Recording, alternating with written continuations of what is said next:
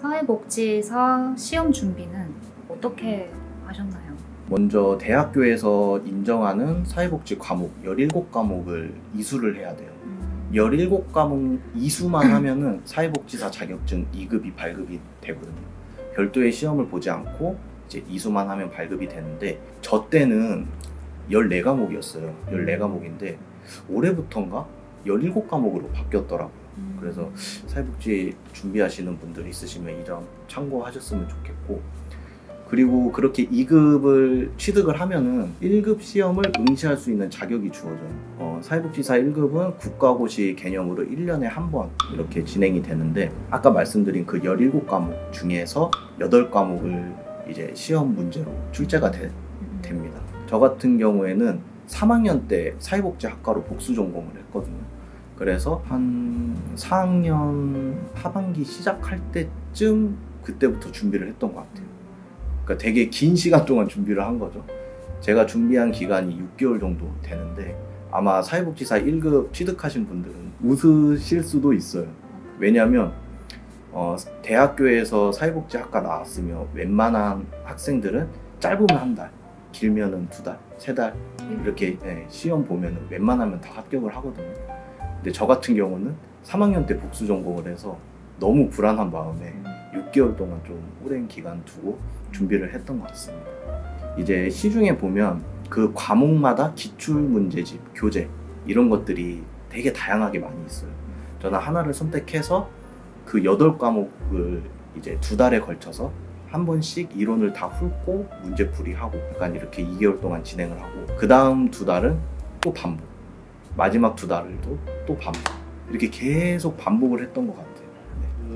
이게 문제 출제가 계속 비슷한 문제로 조금씩 변형만 돼서 이렇게 출제가 되는 부분이 대다수이기 때문에 그렇게 막 여러 권을 사기보다는 그냥 하나의 문제집으로 집중해서 하는 게 좋을 것 같고, 그리고 이게 1급 취득 기준이 매 과목당 40점 이상이 돼야 되고 총 평점이 60점 이상이면 1급을 취득할 수 있어요. 그래서 뭐 어렵다고 하면 어렵다고 할 수 있는데 그렇게 막 난이도가 높은 시험은 아니라서 이렇게 딱 하나의 교재만으로 이렇게 집중해서 하시면 충분히 합격하실 수 있을 것 같습니다.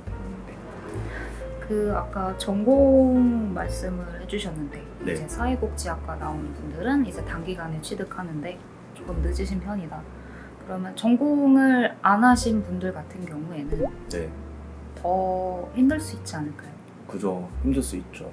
왜냐하면 사회복지학과 학생들은 배우는 게 계속 그 시험 문제에 대한 내용들, 그런 이론적인 것들을 계속 배우기 때문에 이제 시험 기간이 되면은 다 이제 아는 문제들이거든요. 아는 내용들이라서 쉽게 이제 1-2달, 3달 이렇게 좀 바짝 공부하면 되는데, 사회복지 전공이 아니신 분들은 뭐 학점은행제나 뭐 사이버나 대학원으로 이렇게 2급을 취득하시는 분들이 많기 때문에 1급을 보기 위해서 아무래도 사회복지학과 학생들이 이제 시험 보는 역량과는 조금 차이가 있을 수 있겠죠.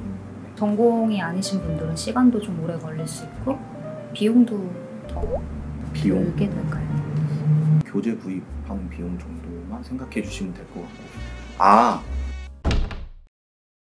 비용 들겠네요. 그러니까 뭐 학점은행제 이런 얘기 맞아요. 해주셔서. 맞아요. 대학원이나 이런 것들을 다시 이제 또 해야 되는 입장이다 보니까 비용은 많이 들 수 있겠네요. 네. 그래서 그 점이 이제 또 전공 아니신 분들이 많을 수 있다고 생각을 하거든요. 그 실기 같은 것도 있지 않나요? 아, 맞아요. 실습. 그 실습은 이제 학생부 시절 때 이제 좀 취득을 해야 되는데, 아까 말씀드린 17과목 중에 실습이 포함되어 있어요. 그래서 실습은 저 때는 120시간을 실습하면은 과목 이수가 됐고, 지금 기준으로는 160시간이라고 하더라고요. 그래서 더 이렇게 늘어난 부분 참고해 주셨으면 좋겠습니다. 40시간이 늘어난 거예요? 네. 왜일까요? 학교에서는 이론만 거의 배우잖아요. 근데 취업을 딱 하고 나면은 진짜 그냥 현장이에요. 막 어려운 어르신들 뭐 어려운 사람들 바로 어떻게 도움을 드려야 되고 이제 실무적인 부분들이 필요하기 때문에 이제 워낙 사회복지사를 시도해 보시는 분들 꿈을 가지고 시도한 게 아니라 뭐 미래 전망이 좋고 그러니까 이렇게 시도하시는 분들이 이렇게 이탈이 많이 돼요. 사회복지사가 되고 나서 약간 그런 부분들도 좀 방지하고자 좀 실습 시간이 늘어나지 않았을까 하는 제 개인적인 생각입니다. 네. 본인만의 합격 과정, 그러니까 내가 이래서 합격한 것 같다라는 점이 있으신가요? 일단 저는 준비 기간을 오래 잡았어요. 쉬운 시험이라고는 했지만 저는 막연한 불안감에 계속 반복을 했던 것 같아요.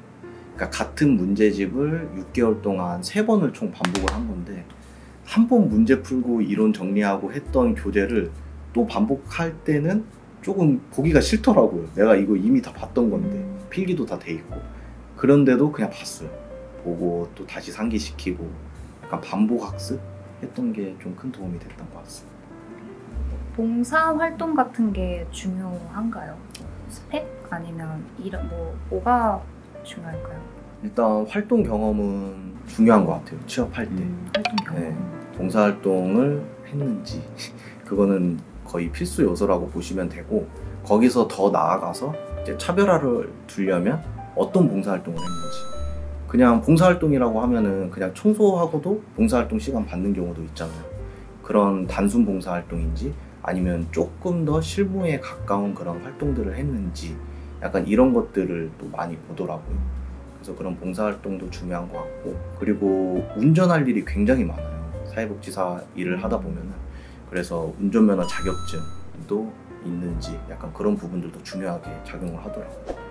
어떤 봉사활동을 했는지가 중요한가요? 그러니까 다양한 봉사활동이 중요할까요? 뭐 한두 가지 이렇게 오래 하는 게 좀 더 좋을까요? 일단은 그 2가지 다 장단점이 있다고 생각이 드는데 만약에 취업이 목적이라면 제 개인적인 경험으로 비추어 봤을 때 다양한 봉사활동을 하는 게 좋다고 생각합니다. 왜냐하면은 앞서 말씀드린 것처럼 사회복지사가 되면 다양한 영역에 이제 배치가 되는데 딱 면접관이 봤을 때 이 지원자가 어떤 활동을 했는지를 알려면은 그 봉사활동 내역을 보고 또 확인하는 부분들이 있거든요. 만약에 한 가지 활동에만 롱런을 했다, 계속 오래 했다 이러면은 이 지원자가 다른 부서에 배치하면 어떨지 판단이 조금 안 서겠죠. 근데 봉사활동을 다양한 영역에서 하게 된다면 이 사람은 어떤 부서에 배치할지 약간 그런 판단이 쓸 수가 있겠죠. 네. 그 부서가 어떤 게 있나요? 굉장히 많나요? 네, 많은데 그다음 간략하게 몇 가지만 말씀드리면 후원사업, 뭐 상담홍보사업, 사례관리사업, 노인 맞춤 돌봄 서비스 사업, 뭐 평생교육 사업, 노인 일자리 사업, 기타 등등 이렇게 있습니다. 그게 사회복지사가 되면 네. 이제 시험에 합격했을 경우에 기관에 있는 그런 분야들이 다 동일한가요? 총 몇 가지 정도 돼요? 한 10가지 가까이 되는 것 같아요. 10가지 정도 되는 것 같고 그리고 사회복지사 한 명이 그 모든 일을 하는 건 아니고 그 업무에 맞게 배치가 돼서 한 명이 한 사업 일을 그렇게 진행을 하는 부분이 있고 내가 선택을 할 수는 없어요. 왜냐면 기관의 필요에 맞게 다 배치가 되거든요. 이제 입사할 때 이제 뭐 자소서나 면접 보거나 이런 걸 다 거치잖아요. 거기서 이제 면접관들이 이 지원자는 합격이 되면 어떤 부서가 가장 잘 맞겠다 이런 것들을 판단하에 이제 배치가 되기 때문에 네. 그렇게 됩니다.